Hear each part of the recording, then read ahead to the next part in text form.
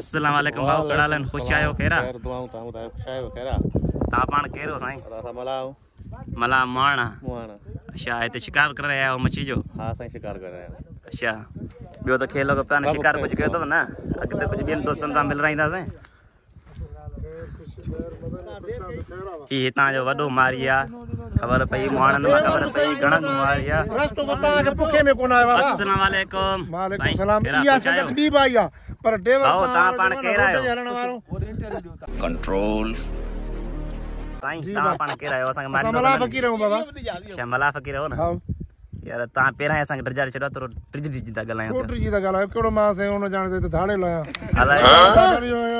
धाड़े ले त कोनो पानी दा गड्ढो तो देखो रे त बस हला वनो पानी में पानी में अच्छा ता ते शिकार कर रहे हो असा शिकार तार के कंदा तारीख कंदा अच्छा का मन कोडी को साई पटे ना साई पण मलान में आ ही कोन पड़नो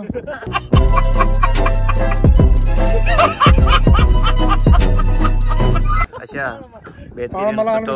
अच्छा इनमाल कुछ शिकार थिवा ता के ना असा दिखाई लो कला कने को गंज थींदो अच्छा माशाल्लाह ढंडू भलियो ने तवा जो ने जा टिको आए न जो परली सेट ते मानो कुछ मारन पे आवो कांगरे काटना देखो ता तो बमोरा का खयो भाजी दा तो भाजी करावे तो मुखे रे भी तो ओते मछली भाजी बस आगे मिली वली ते तो सागी जाए थे वो ते गाड़ी पीठी हुई थे भाजी दे दो पर सो कला एक को साइड रिजब थे तो एदा बियर मारी बैठान ता के देखायो भाई सो मारी ने ता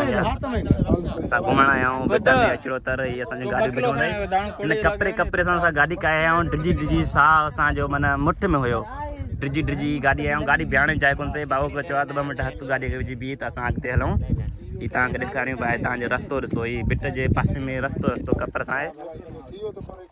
मुआना मच्छी मार रहे हैं मला ही चाय बतेलो बेड़ी उड़ो इने गलाने में मजो आए ना फर्स्ट क्लास है अच्छा ये जन्नत है झूठो खाई आए जन्नत है झूठो खाई आए असा जो सा तंग होंदो इन में चढ़ंदा सा मुठ में होंदो बाबा तो बिस्मिल्लाह बिस्मिल्लाह करे चढ़ंदे तो तकलीफ नहीं दी ये कुदरत या किस्ती मालिक के नाम सदका नो नबी जी किस्ती नो नबी है सो ता पाण ई सो ई यार पियो आए न जाते इते माणा मच्छी मार रहे हैं परली सेट दे उन जो ता क्यों ना इता खूबसूरत नजारो दिखारियो पा ही बेटा या जानवर इन के चलाने रिड रिड बकरी चे मुके सवार दे ते सवार तो के मिले तो सवार मला मिलो न ते बाद निशानी खत्म होयो मलान जो हां तो थियो कपरे दा पर गड्डे भाव इन जो इन डंडा जो नालो छा है सही न जो डंडा जो नालो तो वडन के हिसाब सां कुतिया वारो सडींदा न पोणे पोणे का कुती बुडी मुई अलाए के केड़ो चक्कर होयो पर सडींदा न कुतिया वारो पर लखमणो वडो जो उन पारे सा डंडनो वो लखमणो इदा सा इन माल आया हूं रस्ते सा